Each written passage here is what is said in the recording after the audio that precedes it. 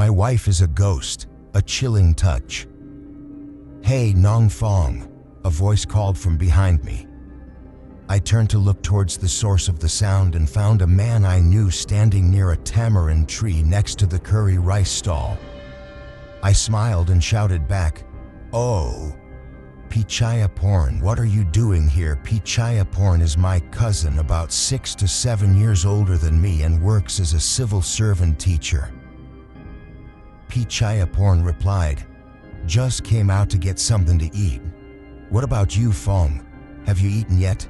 Wanna join me?" Fong is my nickname. My full name is Kot Fong. People who know me usually call me Fong for short. I walked over to Pichayaporn and we sat down at the curry rice stall.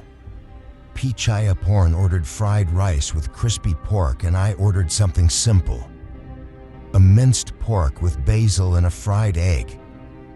Then Pichayaporn started talking. "Hey Nong, I heard you finished your teacher training, right?" I replied, "Yeah, I did." Pichayaporn looked pleased and said, "Great, good for you. And which school did you choose?" I told him the name of the school. Pichayaporn exclaimed, "Oh, you didn't even ask me first. That school is both far and very remote. It's up in the mountains. From the main road entrance, you have to walk another 5 kilometers to reach the school. Over 10 years ago, I was stationed and taught at that school." As soon as he finished speaking, it was my turn to exclaim, "Oh." But before I could say anything, the vendor came to serve the fried rice with crispy pork and the minced pork with basil with a fried egg. Being hungry, the conversation stopped. We both bowed our heads and focused on the food in front of us. After a while, I remembered and spoke to Pichayaporn. "But I heard that now there's a road leading all the way to the school. No need to walk up by yourself like before, and there are motorcycle taxis for hire all day too." But Pichayaporn replied, "Yeah, probably. But that school is behind the mountain, so not much would have changed. When I was teaching there, I even got a hardship allowance." I thought to myself, "Oh, if I get a hardship allowance too, that would be great." A starting salary for a bachelor's degree teacher is only a little over 10,000 baht. If I get another 1,000 or 2,000 baht from the hardship allowance, I might be able to save some money. Pichayaporn probably read my mind and said, "You hardly need to spend your salary at all. Living up on the mountain like that, the villagers are very generous with food. You won't lack anything. No need to buy or look for it. But if you want to come home often, that's another story. Every time you come down, you'll go back broke." After he finished speaking, he laughed. I joined in the laughter, but I also secretly noticed that Pichayaporn kept asking me to repeat things, as if he couldn't quite hear what I was saying. So I decided to ask Pichayaporn, "Excuse me, do you have a problem with your hearing?" Pichayaporn then told me that his hearing problem started at that school. When he was teaching there, about 4 to 5 years into his time, he stayed at the teacher's housing, which was about 200 meters away from the classroom building. Every day, Pichayaporn had to walk through the woods on both sides of the path to get to the classroom. The woods weren't particularly scary. Before reaching the classroom, there was an old well, an abandoned well that no one used for anything. The well was old, built with ancient bricks, standing about a meter above the ground. When he leaned down to look inside the well, it was completely dark at the bottom. He couldn't see anything. The well must have been very deep. Pichayaporn said he once threw a stone into it and heard a sound like it hit water, so there was water in the well. Every evening when Pichayaporn walked past that well, he would hear a buzzing sound coming from inside. He thought it must be mosquitoes inside because there was standing water, making it a good breeding ground for mosquitoes. Mosquitoes in the woods were even worse than tigers. So he wanted to get rid of these mosquitoes by lighting paper on fire and throwing it into the well to burn them to death. Every day when Pichayaporn walked this way, he would light paper and throw it into the well. About a year after that, he transferred down to teach on the plains. From that day to this, over 10 years have passed. About 2 to 3 years ago, he started having a problem with his hearing. There was a constant buzzing sound. He went to the doctor to treat the condition, but they couldn't find the cause. To this day, he hears a buzzing sound so loud that he can't hear the people he talks to clearly. He said it must be the karma he created when he lit the fire to burn the mosquitoes in that well.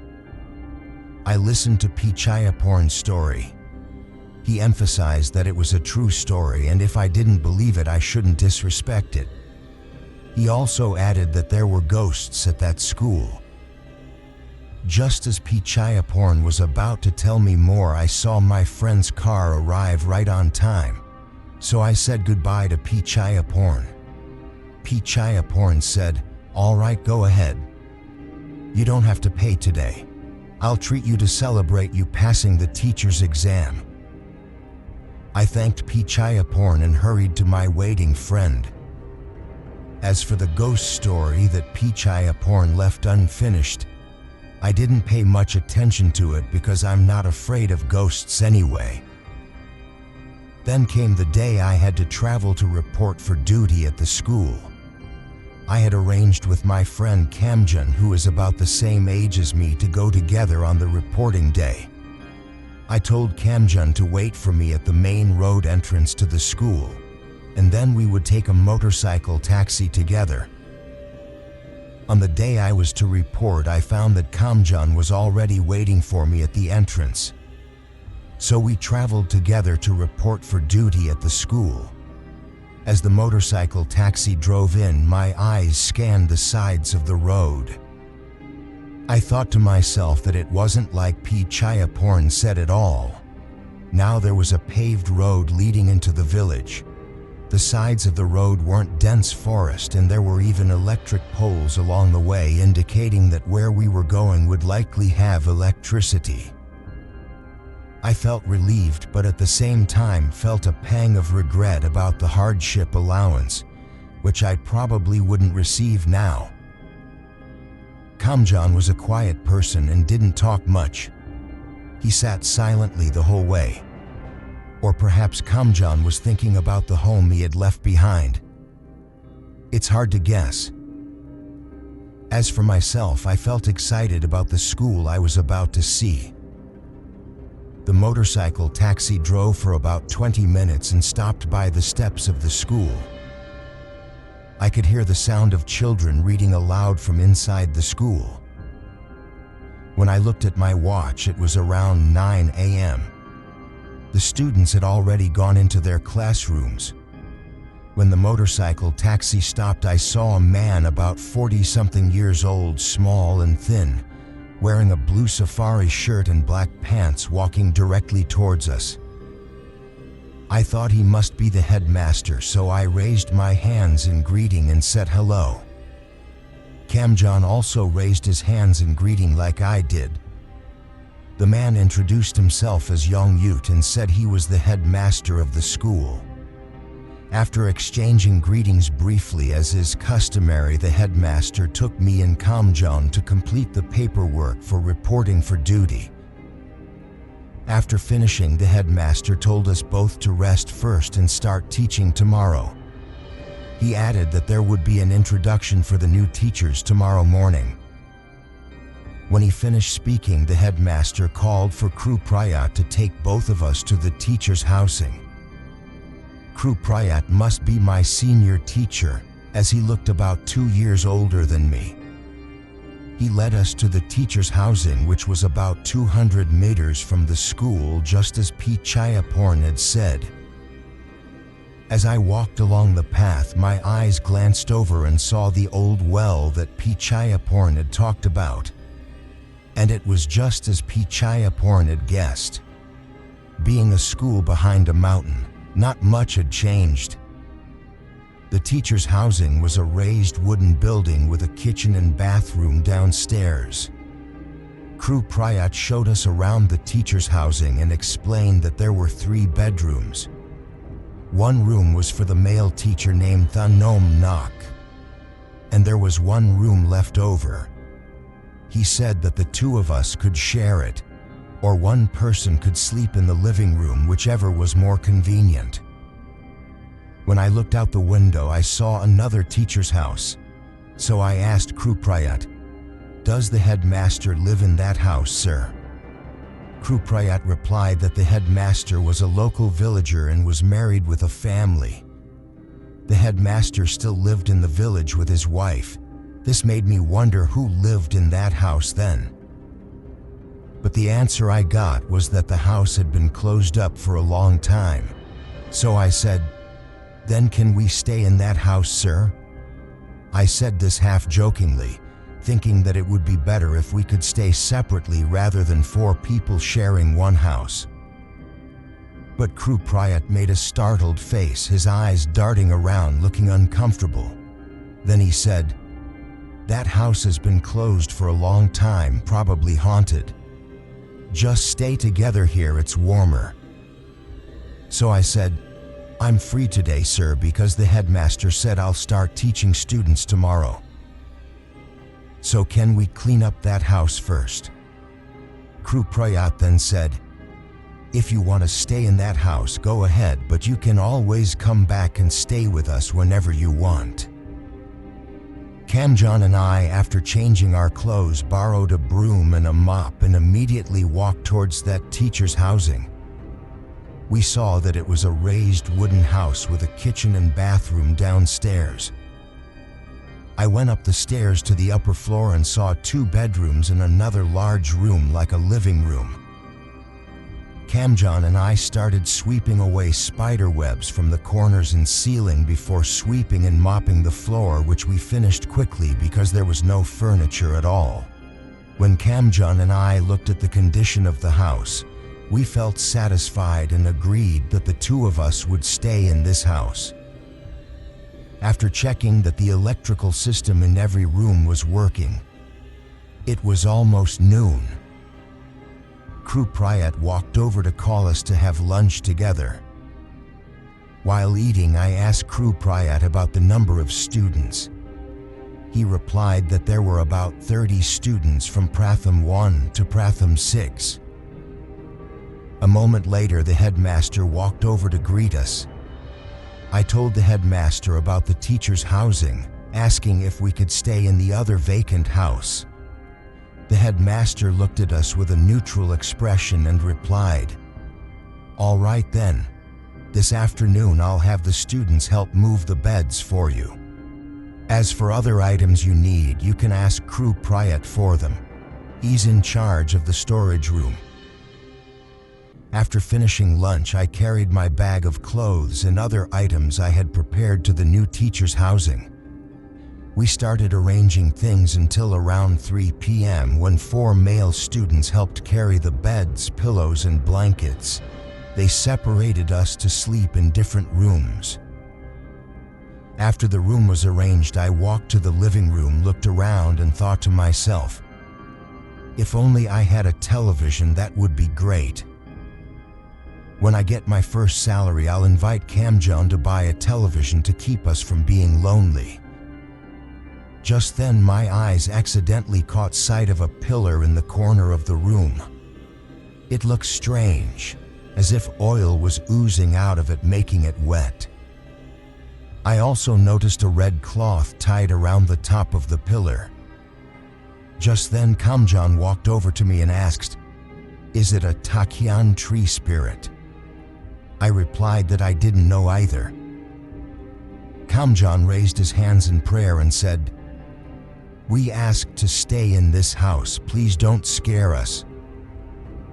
Even though I didn't believe in ghosts and wasn't afraid of them, I didn't disrespect it and raised my hands in prayer after Kamjan. After that, I went to take a shower. After finishing, I went to talk to Crew Priot at the other teacher's housing until around 8 p.m., then returned to rest in my room. Having been tired all day, I lay down and drifted off to sleep soundly. Around 11 p.m., I was startled awake by the sound of someone knocking on my door. I jumped up, turned on the light and opened the door to find Kamjun standing in front of the room, holding a blanket and a pillow. Kamjun looked pale and said, "Fong, I can't sleep by myself anymore. I'm too scared. I encountered a ghost haunting me." I called Kamjun into my room. Kamjun said that when he was asleep, he was startled awake by the sound of someone walking around in the room. At first, he thought it was a mouse, but after lying there for a while, it felt like someone was pulling the blanket, fighting over it. When he opened his eyes to look, he saw a dark shadow standing near his bed. So he quickly ran out and knocked on my door like I saw. Looking at Kamjun's demeanor, he seemed genuinely scared. His body was trembling. So I let him sleep in my room. The next morning, the two of us got dressed and went to teach at the school. After the introduction of the new teachers in front of the flagpole, I met the headmaster. He asked, "How was it? Did you sleep well last night?" I replied, "I slept well, sir." Then the headmaster walked over to Kamjun. I saw Kamjun talking to the headmaster for a while, but I don't know what they were talking about, and after school 3 or 4 male students helped Kamjun move his things to stay at Crew Priot's house. Kamjun told me that he couldn't stay there. He was too scared and preferred to stay in the other house. But I didn't say anything, thinking that fear is hard to control, so I just said, "I can stay here, it's fine." Later that night, when I realized I had to sleep alone tonight, I went to bed early. Around 10 p.m., I heard faint footsteps like someone sneaking around. A moment later, there was a running sound like people chasing each other. I lay still and listened, wondering if there was really a ghost haunting the place. After a while, I heard a sound like a baby crying under the house. My heart pounded because I had heard that sound before. It was the sound of cats meowing and chasing each other. After I calmed down, I tried to force myself to sleep and eventually drifted off. The next morning, I met Crew Priot at school. He asked the same question as the headmaster. "How was it? Did you sleep well?" I replied, "I slept well, sir." Then Crew Priot walked over and patted my shoulder and said, "Keep it up." I was confused by his words but didn't say anything else. After work, I returned to the teacher's housing as usual. This was the 3rd night I had stayed in this house, and I encountered a nerve-wracking incident again. It happened around 3 a.m. While I was asleep, I was startled awake by a soft knocking sound at the door and a woman's voice calling, "Teacher, teacher." I thought to myself, who would be knocking on the door in the middle of the night like this?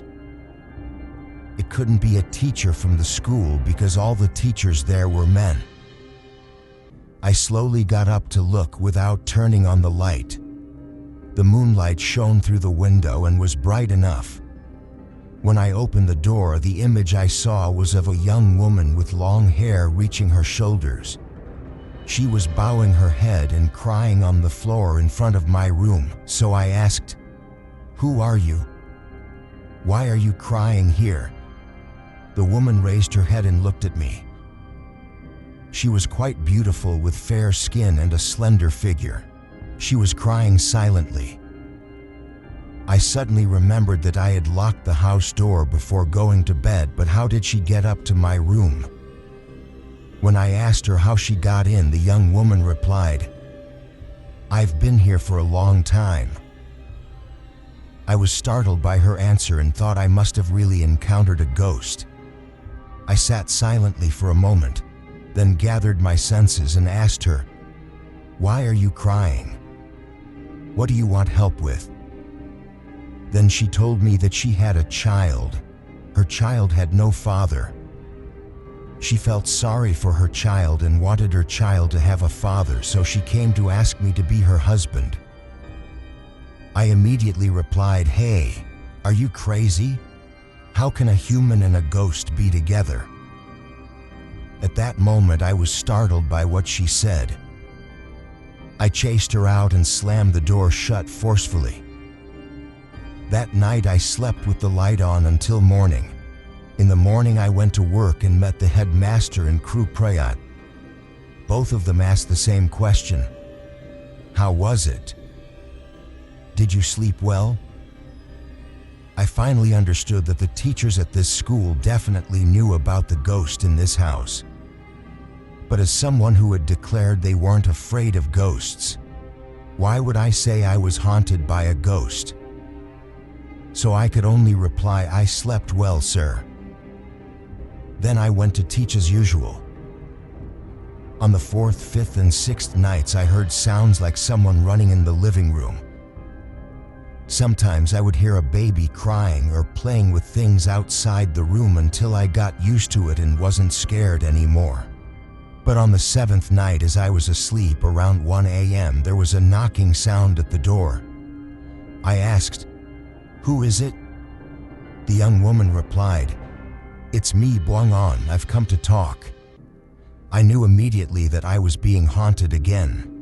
So I shouted, "Humans stay with humans and ghosts stay with ghosts. Don't interfere with each other." Then I heard her crying outside the door. After a while, I felt sorry for her, so I got up and opened the door, controlling my fear. The image I saw was of the same young woman sitting and crying, but what was strange was that tonight there was a bruise mark around her neck, like a rope burn. Buang-on raised her head and looked at me. Her eyes were so sad that I felt pity for her. She said that before I chased her away, she wanted me to listen to the story she had to tell. So I allowed her to come into the room. She slowly crawled in and sat on the floor in the middle of the room. Then she started telling me that her name was Buang-on, and she used to be a teacher at this school over 10 years ago. At that time, the school only had one female teacher, which was her, and she stayed in this house. On weekdays, she would have students stay with her as companions. On Saturdays and Sundays, she would return home with the other male teachers. It was like this for almost a year, but then a terrible incident happened to her. After she had traveled home on Saturday and arranged with her teacher friends to come up to the school on Sunday afternoon, she suddenly remembered that she had scheduled an activity with the students on Sunday morning. So she rushed back to the school before her friends, leaving home at 6 a.m. and taking the bus. She walked from the entrance to the school by herself. As she walked, almost reaching the school, she encountered Nai Chote, a young man from the village. Nai Chote walked towards her and suddenly grabbed her, making her fall down. Then he used force to overpower her. Being a woman against the strength of a man, she couldn't resist. After he had finished, Nai Chote threatened her, saying not to tell anyone or he would spread the story everywhere and shame her. Being a teacher and only 24 years old at the time, she was afraid and didn't dare to tell anyone. Time passed until the 3rd month and she started experiencing unusual symptoms. She felt nauseous, couldn't eat anything, so she realized she was pregnant. She felt distressed and couldn't confide in anyone because she was ashamed of her friends and the parents of her students. She was afraid her parents would find out and be heartbroken that their grandchild would be born without a father. One day, she decided to hang herself in this teacher's housing because she committed suicide and killed her own child. The result of her karma caused her soul to wander here until someone could help her. When I heard her story, I felt incredibly sorry for her, so I told her what I could do to help. She looked at my face again with eyes full of hope. She said she didn't want much, only felt sorry for her child, so she wanted me to be her husband so her child would have a father. When I heard this, I reiterated that a human and a ghost cannot be husband and wife. Then she told me that if I agreed to be her husband, we would be like one person, and we didn't have to have a physical relationship. In my heart, I wanted her to be free, so I agreed to be her husband and the father of her child. She was very happy and said, from now on we are the same person, husband and wife. So I quickly said, just in name, but we won't have a relationship. She smiled and then she walked out of my room. It was around 3 a.m. So I went back to sleep because I had to go to work in the morning. After that, I fell asleep. The next morning, a group of people walked towards my teacher's housing and I heard a man shouting, "This house, sir. This house, sir. This is the teacher's house." Then the group of people came up to the teacher's housing. At that moment, I was half asleep, half awake. When I fully regained consciousness, I found myself handcuffed. I was very confused and didn't know what was happening until Kru Prayat came in and told me what had happened.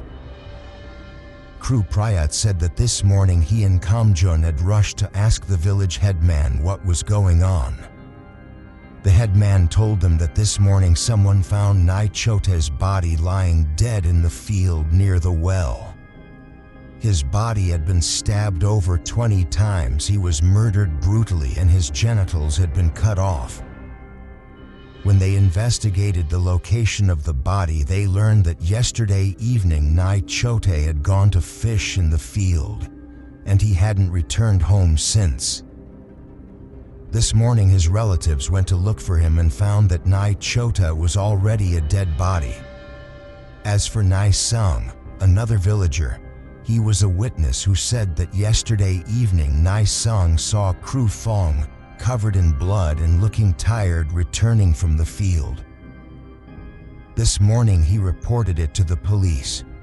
When they arrived at the teacher's housing, they found Kru Fong with the evidence, the bloody knife. Kru Prayat paused and sighed before continuing. I told the headman I didn't think Kru Fong could have killed Nai Chote. Kru Fong and Nai Chote had never had any conflict. There was no motive for the killing at all.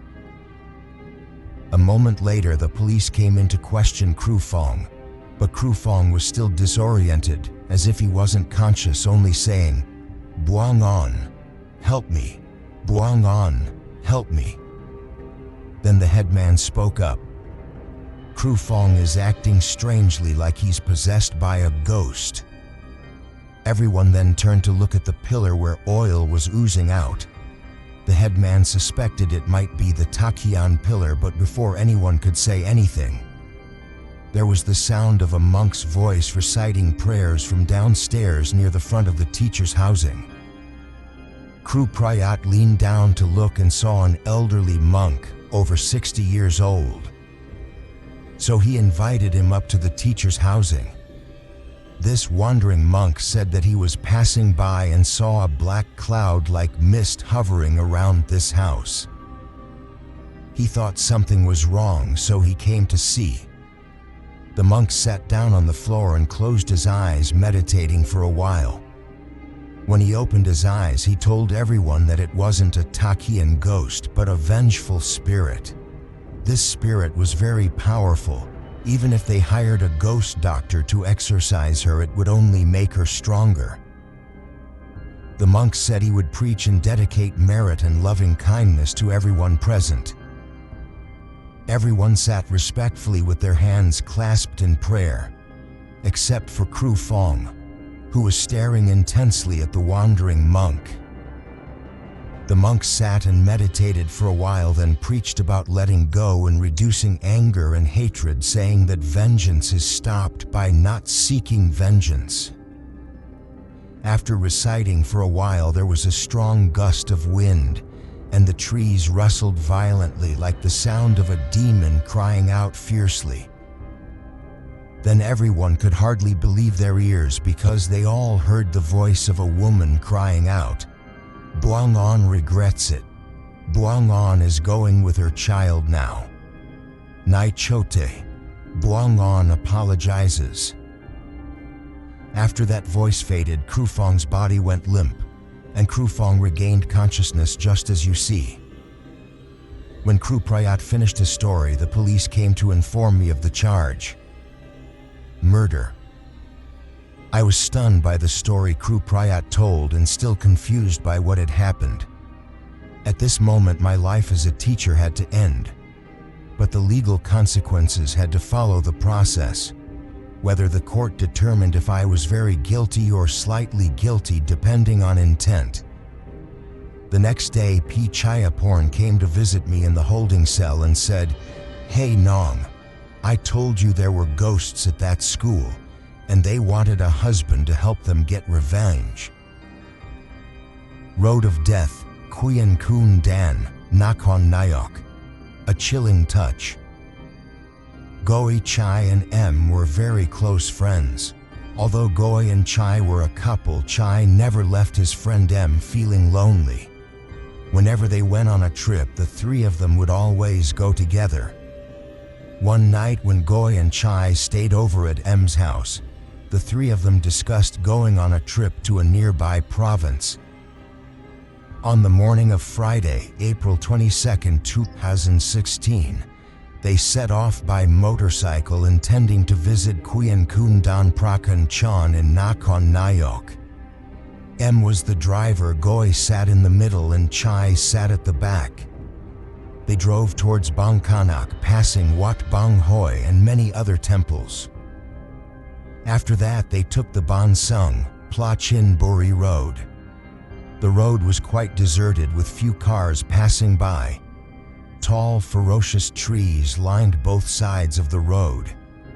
Houses and shops in this area were built far back from the roadside. Almost all the houses and roofs had a variety of colors. It must be a popular trend in this area. Goi saw old unused spirit houses abandoned almost all along the way. Along the way, Goi and M chatted happily, letting Chai concentrate on controlling the motorcycle by himself. Both Goi and M were holding bags of soft drinks, one bag each. The weather was hot, causing the ice in the bags to melt, and the soft drinks were almost finished. Goi felt tired of holding the bag of drinks. While wondering how to get rid of the bag in her hand, Goi saw people throwing trash by the roadside. Goi immediately turned and asked M, "Can you just throw it?" Since Goi believed in forest and mountain spirits, she never dared to throw trash, afraid of disrespecting the spirits of the forest and mountains. But M, who was older than Goi, replied, "I don't know either. I see others throwing, so we'll throw some too." M was a playful person, so she threw the bag by the roadside without thinking. When Goi saw this, she also threw the bag of soft drinks in her hand by the roadside after M. Chai, who was driving the motorcycle and had a special sensitivity to spirits, heard everything Goi and M said but could only remain silent. Along the way, Chai kept looking at the kilometer markers and road signs. When they reached a junction, they saw a sign pointing to Ongkarak, a district in Nakhon Nayok, turning left, and Nakhon Nayok straight ahead.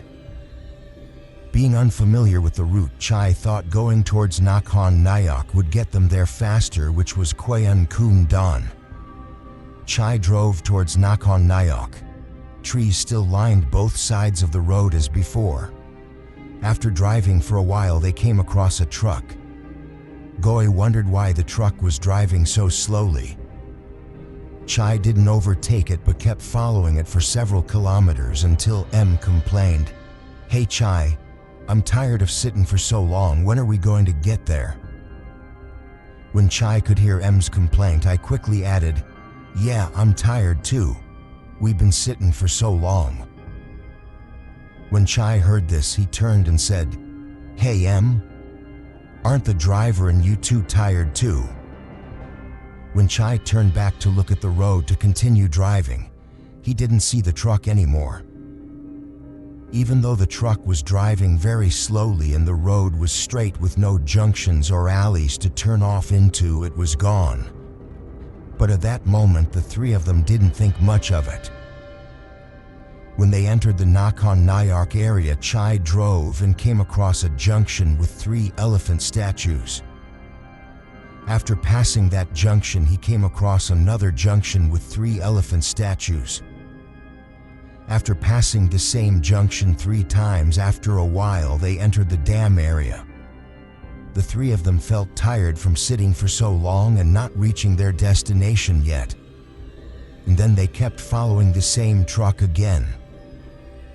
Goy wondered where the truck had disappeared to earlier. But she didn't say anything until the 3 of them reached the Kuyan Kundan Dam. They saw very few people visiting, even though there were many cars parked. Goy saw that the water in the dam wasn't suitable for swimming at all. Why were there so many cars parked? Even though the water level wasn't high, the few people who were there seemed to be having a lot of fun swimming. Seeing the disappointed faces of her boyfriend and friend at visiting the dam, Goy asked, "What should we do? Should we swim here or should we find another place? It's still early, it's not closing time yet." Goy quickly suggested that she wanted to go swimming at another place, which would definitely be more fun than here. It was only a little further from the dam, not far at all. M agreed, so Chai agreed to drive to another swimming spot nearby, not far from the dam. When they reached the other swimming spot, Goy noticed that there were many cars parked. If calculated from the number of cars, the number of tourists was surprisingly low. But Goy didn't tell anyone what she observed. She was more interested in having fun swimming. She rented a mat for 50 baht and beach chairs for 30 baht each. When each person had secured their spot, they sat and rested and looked around. They felt happy to be relaxing. From where Goy and her friends were sitting looking down, they would see steps leading down to the swimming area nearby. Looking across, they would see a resort that was very beautiful and had a good atmosphere. Goy saw that there were only a few people staying there, so she said, "It's so beautiful and has such a good atmosphere, but there are so few people staying here. I guess it must be expensive." The 3 of them admired the view for a while. Then Goy, Chai, and M swam until they were tired, then came to rest near the steps leading down to the water, where the current was quite strong.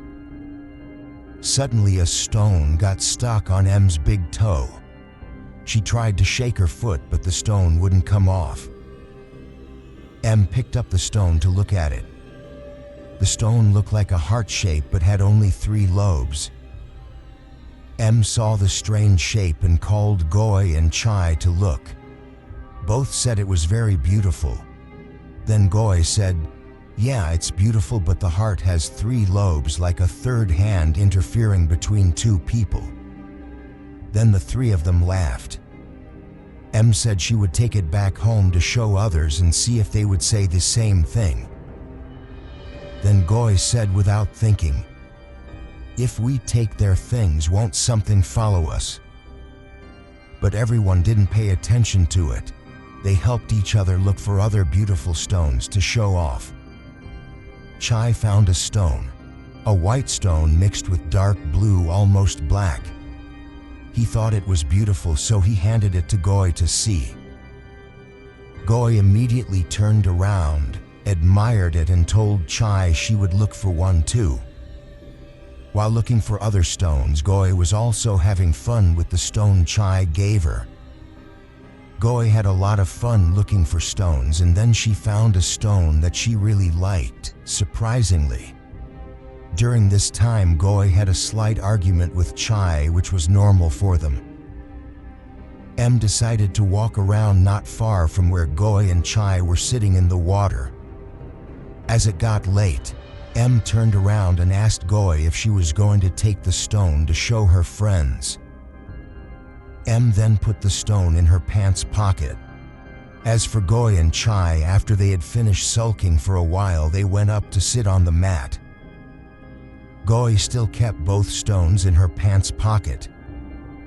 When Em saw the two of them get out of the water, she followed and invited them to take pictures together. As evening fell, Goy noticed that the other people who were swimming were starting to get out of the water. Everyone seemed to be rushing back and didn't sit and rest first. But Goy and her friends didn't think anything of it. They went to wash up, changed their clothes as usual, and prepared to go back. On the way back, Em was the driver. Goy sat in the middle and Chai sat at the back. As they drove, suddenly Goy and Em felt a shiver that they couldn't explain. Goy thought it was because of the cold weather, so they kept driving. She was surprised that the way back seemed much closer than the way there, and the junction with 3 elephant statues was only one junction, even though on the way there they had encountered the 3 elephant junction 3 times. They didn't want to go back through Ban Sound because the road was dark and quite dangerous. So they decided to go back through Onkarak. As they drove, Goy and Em felt shivers occasionally, but Chai didn't feel anything at all. When they reached a junction, Em stopped the car to ask an uncle sitting on an ice cream cart. Em and Chai said simultaneously, "How is the way to Ban Sung, sir?" But the uncle seemed not to hear and didn't reply. Goy saw that they were going towards Ankara, so they should ask for directions to where they were going, not for directions to Ban Sung. So Goy spoke softly to Em, "Onkarak." So Em would ask the uncle again for directions to Onkarak. But before Em could ask, the uncle turned and said, "Oh, Onkarak, go straight to the right." Goy was very surprised that the uncle heard her, even though he was far away and she hadn't spoken loudly at all. The 3 of them thanked the uncle and continued driving. Along the way, the 3 of them talked about the junction with 3 elephant statues. As they drove past a temple, Goy and Em felt shivers at the same time. Em said, "Hey Chai, I don't know what's wrong, but I suddenly felt a shiver." Em told Chai because both of them often had a special sensitivity. When they felt or saw something, they would tell each other, just the 2 of them. As for Goy, she didn't feel or sense anything. The 3 of them tried to stay as focused as possible because it was very dark. By the time they reached Ban Nam Priao, Goy and Em saw the sign indicating they had reached Klong 21 and were relieved. But after driving a little further, looking at the sign by the roadside, it said Klong 24. A little further on, there was a sign saying Klong 22. Em stopped the car to ask for directions at a shop. The owner of the shop gave them directions. As for the drive, the 3 of them got back on the motorcycle and continued. The road was deserted and bumpy, with many 18-wheeled trucks driving and flashing their high beams. The 3 of them had to be extra careful. Goy moved to sit at the back because Chai could help Em watch the road. Suddenly, Em turned towards Goy and looked at her for a long time until she drove too close to the 10-wheeled truck in front, which startled everyone. Em quickly turned back to look ahead as before. Finally, they reached the town of Payat Riau. the three of them stopped to eat boiled rice and talked about what had happened. They thought that on the way there they must have been under some kind of illusion, making it seem like they had traveled a long distance. Then Em said, "Hey, did you guys notice? When I looked at Goy just now, I was so startled. Her face looked like Goy's, but it wasn't. I saw another face superimposed like Goy had two heads. Then when I turned to look again, I didn't see it. And the junction with 3 elephant statues, there must be something there. On the way there, we saw the junction with 3 elephant statues 3 times, but on the way back, we only saw it once. And on the way back, when we saw the moon, it was very scary, but when we entered Payet Real, the moon was normal. Don't you think that's strange?" After eating boiled rice for a while, Em said, Did anyone bring a stone back like I did?" Chai looked up from his boiled rice at Em's face and said, "Hey, don't tell me you picked one up." Em nodded. Goy felt something was wrong and thought it might be related to the stones they picked up. So she quickly said, "I picked one up too." Chai and Em turned to look at Goy almost simultaneously. Goy then added, "At first I wanted to tell you about the stones since the elephant junction, but I was afraid you'd scold me for picking them up." Goy wanted to go back right away to dispose of the stones to ease her mind, but it was already very dark, and she didn't dare to go. Also, that place was closed. Em agreed and said, "Yeah, I thought the same thing too, Goy." But they tried to think that it was probably unrelated. Chai asked for an observation. "Did you notice that on the way back there were no bonsong houses at all? Even though on the way there they saw bonsong houses all along the way." Everyone was silent and looked at each other. After a moment, Goy started crying because she was very scared. She was a sensitive person, so she was both scared and paranoid. Chai and Em understood that Goy was very scared and tried to comfort her to calm down. Then they all went back to Em's house. At Em's house, the 3 of them tried to find something to watch to relieve stress and then fell asleep.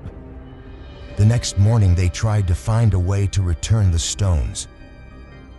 Goy thought it would be best to find several people to go with them and they would go by car. So Goy called her uncle and told him everything that had happened. Her uncle said, "Why did you pick it up? You probably encountered something. That place is scary because of the spirits of the reservoir, but the news is kept quiet so no one knows.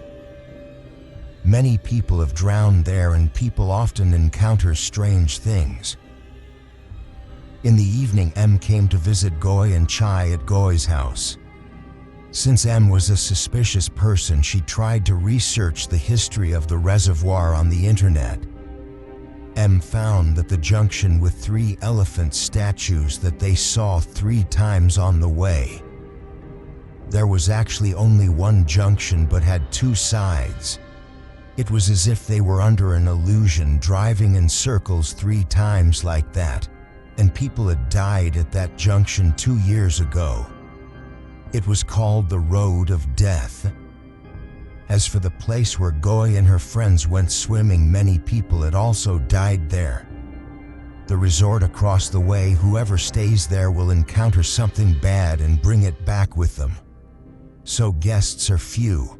Goy and her friends plan to return the stones on Saturday, April 30th.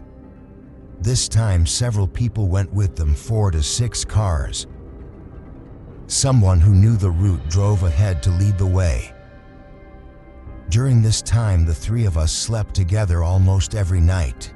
We prayed before going to bed and were more careful until we could return the stones and ask for forgiveness as intended.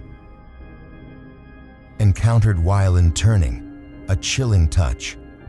Hello admin and all fans of Chilling Touch. I am P. Fong, who previously recounted the story of the ghost taxi several times in the 21 Days of Horror series. Today, I have another story to share, which is actually my second story ever. I had almost forgotten about this story. But last Friday I went to visit my friend who was present during the incident, and we reminisced about this story. It happened about 20 years ago, so some details might be missing, but I assure you it will make anyone who hears it think deeply.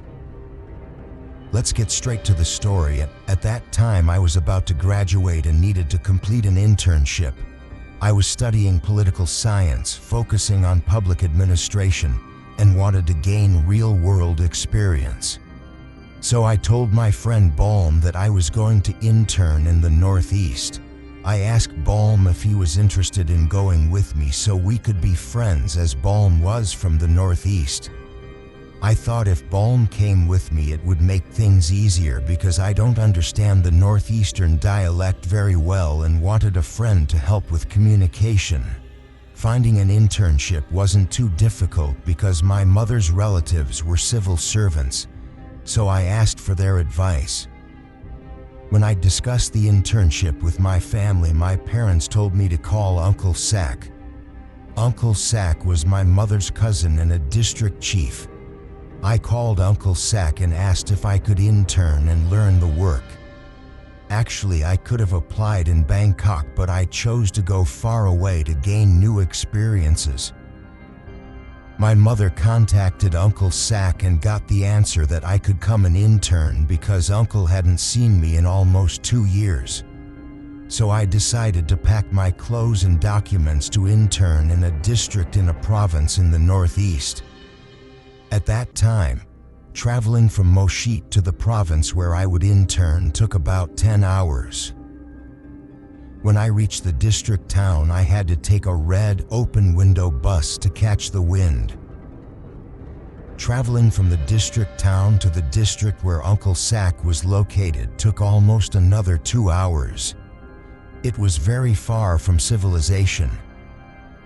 From the district town to the district where I would intern, it was a 2-lane road, and the area was mostly forest and rice fields. The journey was quite grueling for me because I traveled from midnight until noon the next day, including the night. This made me and Balm fall asleep repeatedly. When I reached the district, I called Uncle Sack to ask where he was. Uncle Sack replied that he was waiting in front of the district office. When I met Uncle Sack, I was very happy, greeted him and hugged him. I remember well that when I was a child, Uncle Sack was a kind and generous bachelor. He took care of me, my siblings and cousins since we were young because my parents sent me to stay with my grandparents during school breaks, and Uncle Sack was the one who took care of everything for me. Today, Uncle Sack told me he had to go welcome a team of volunteer doctors who were coming to check the health of the villagers where I would be staying. Uncle Sack introduced me to the village headman named Noi. It was almost afternoon. Uncle Sack took me to meet village headman Noi, and we ate together with the volunteer medical team. Village headman Noi introduced me to Dr. Gong and Dr. Fawn, who were the head and assistant of the volunteer medical unit. At first, I was supposed to stay with Uncle Sack, but because I was curious and wanted to explore the village, I asked Uncle Sack for permission to stay at village headman Noi's house instead. Uncle Sack allowed it and entrusted me to village headman Noi. As for the medical and nursing team, which consisted of about 7 people, they stayed inside the school. Balm and I decided that since it was already 3:30 p.m. and we had nothing to do, we would walk around and explore the village. Village headman Noi told us that behind the school, if we walked a little further, there would be a stream where villagers had to fetch water for use in their homes. In the past, in the Northeast, they still used well water, but only a few. If a house didn't have enough money to drill a well, they would have to fetch water from the stream or canal and fill it in containers for daily use. Balm and I told the village headman that we wanted to walk around and explore the village, and village headman Noy allowed me and Balm to go. He also told us that dinner would be at 5:30 p.m. so we should be back by then. I promised, and the two of us followed the map, walking on and on. I want to tell you that it was quite far from the school, quite a distance away. After walking for about 20 minutes, we arrived. It must have been around 4:30 p.m. Balm and I walked to the stream and sat under a large tree which was almost 2 people wide. The tree had leaves that looked like tamarind leaves. Balm and I saw that we had walked a long way and wanted to rest, so we sat down and leaned back against the large tree until we accidentally fell asleep. After about 10 minutes, I suddenly heard a sound like a rope with a heavy object weighing it down, being pulled taut. The sound was very clear. Balm and I immediately turned towards the source of the sound, and what I saw was a woman hanging herself, dangling from the tree. I cried out Balm's name and ran to grab the woman's legs to lift her body up and make the rope around her neck slacken. I shouted to Balm to quickly climb the tree and untie the rope that was tied to the branch. At that moment, I spoke out of worry and shock. "Don't die next to me. If you have a problem, fix it. Don't do this." After Balm untied the rope, I gently lowered the woman's body onto the grass under the tree with the rope still around her neck. I checked her pulse at her neck. I noticed that the rope mark around her neck was greenish and I couldn't find a pulse. I wasn't sure if she was dead yet, but I felt that her pulse was still beating, although it was so faint I could hardly feel it. I tried to save her life, but my hands were trembling all over. I didn't know what to do, so I took the rope from her neck and lightly slapped her face while calling out to her, Miss, wake up first, don't die yet." A moment later, I felt relieved. I thought I was very lucky because she started breathing heavily and she started showing reactions. I thought, why would she harm herself like this? If Balm and I hadn't been there, what would have happened? I saw that she was still very young, probably around 18 years old, and there probably weren't many things that could make a young person like this decide to commit suicide. She must have been heartbroken by something to hang herself here. As I thought about it, I felt sorry for her parents. How long and how much money would it take to raise her to this age? And the love her parents had for her was greater than anything in this world. If she died, no one would be more heartbroken than her parents. But I didn't dare to say anything out loud. When the woman woke up, I asked her, "Why did you decide to kill yourself like this?" She just looked at me and cried, but I didn't get any answer from her. Balm and I then offered to walk her home. Her house wasn't far from that tree. After walking for about 5 minutes, we reached her house. It was a raised wooden house. Downstairs was a pen for the cows and buffaloes that her family raised. Balm and I saw a middle-aged woman about 40 to 50 years old, waiting for her on the house. We thought she must be her mother. After sending her home, Balm and I walked back to the school because we had an appointment for dinner with the village headman and the volunteer medical team.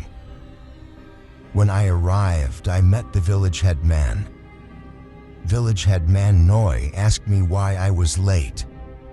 I told village headman Noy that I had saved someone's life who had a problem, but I didn't say anything more, and village headman Noy didn't ask any further questions. After I finished dinner with the volunteer medical team, both Dr. Gong and Dr. Fawn wanted me to help with public relations by announcing to the villagers that the volunteer medical unit from Bangkok had come to check the health of the villagers. I readily agreed to help Dr. Gong and Dr. Fawn because I had nothing else to do. After that, I sat and talked with Dr. Gong and Dr. Fawn for a while longer. I told them about the incident that happened in the evening and asked the doctors to help check on the woman's mental health. Both doctors readily agreed to go and check on the woman's condition. Then Balm and I said goodbye to the doctors because we had to go stay with the village headman. The next morning, I got on the public address vehicle and used the microphone to announce that the volunteer medical unit from Bangkok had come to check the bodies of the villagers. I rode the vehicle all around the village, doing this repeatedly. For me, that day was a lot of fun because I met many people, boys, girls, old people. Also, the villagers were very sincere. Even though I don't speak the northeastern dialect very well, I was happy. I want to tell you that not everyone in this village speaks the northeastern dialect. There are many others who speak Smiy language, and some languages I didn't understand at all, so I would have Balm help translate. In the evening, the medical team and I sat and had dinner together. I, Balm, and Dr. Gong sat and drank and talked, with Dr. Fawn keeping watch because she was afraid we would get too drunk and it would affect our work the next day. Time passed until 6:30 p.m. Being in a different province, it was already very dark at 6:30 p.m. At this time, Dr. Gong and I were still talking about the woman who had hanged herself. After a while, there was a voice calling, "Fong, Fong." I didn't know who was calling, so I turned to look with Dr. Gong. And what I saw was a woman dressed in a white shroud wearing a mourning shirt. She was standing on the road outside the school building.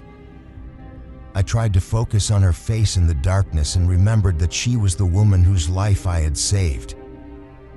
I quickly told Dr. Gong and Dr. Fawn, "That's the woman whose life I saved." I stopped her from hanging herself.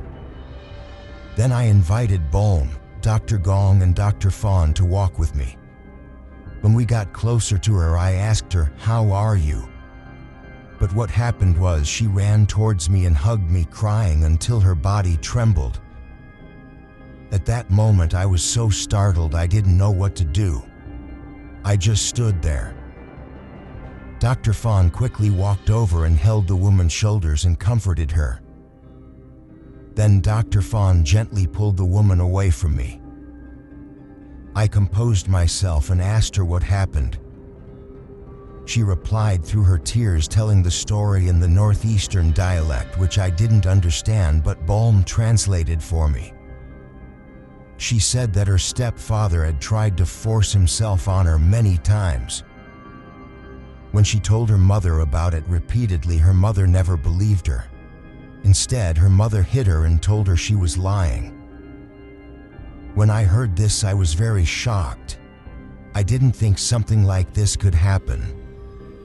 Balm, Dr. Gong, and Dr. Fawn and I looked at each other and asked the woman out of concern, "If that's the case, I will report this to the village headman for you." She replied to me, "No," because she had told him before, but she always had problems with her mother every time. Her mother accused her of being a liar and even said she was the one who tempted her stepfather. When I heard this, I was furious and really wanted to meet the woman's mother and stepfather. That night, I asked her if she would stay with the medical team tonight so she would feel safer, but she replied no. She was worried about her mother because she was afraid that if her stepfather was drunk tonight, he would harm her mother again. I could only listen and sigh heavily. In my heart, I thought, why doesn't she help herself first? And why doesn't she find a better solution for herself? But I couldn't say anything more. When I asked her what she was going to do next, she said she was going back home. Dr. Gong and Dr. Fawn tried every way possible to persuade the woman to stay with us first because tomorrow morning we would inform the village headman, and I would call Uncle Sack to bring the police to help with this matter. But she refused and pleaded, Please let me go back and take care of my mother." In the end, we couldn't stop her and had to let her go back. I told her that it was dark now and Bulm and I would walk her home, but she said it was okay, she knew the way and was from the area, so we shouldn't worry. So I walked her only to the front of the school. When I walked back to Dr. Gong and Dr. Fan, we discussed that tomorrow we would go to her house to see what was happening and how we could fix it. It was already past 3 a.m. I had to go back to the village headman's house to rest. The next morning I woke up around 7 a.m. and walked around the house but didn't see village headman Noi anywhere. I asked his wife where he had gone. Auntie replied that the village headman had gone to town with my uncle. I thought it would be a while because from this district to the town center takes almost 2 hours. So we would definitely meet in the afternoon. I woke Bulm up and went to see Dr. Gong and Dr. Fan because I wanted to settle the matter of the woman. Otherwise, she wouldn't be happy and might try to kill herself again. When I reached the school, I made an appointment with both doctors that we would go to the woman's house around 10 a.m. When the time came, we walked along the path past the stream to the tamarind tree where I first met the woman, and tried to remember the way to her house. We walked along the path that I vaguely remembered until we came across a house, which I was confident was the same house where I had walked her home that night. But what I saw in front of me was that the house was completely silent, as if no one was there. The cows and buffaloes that used to be in the pen under the house were also gone.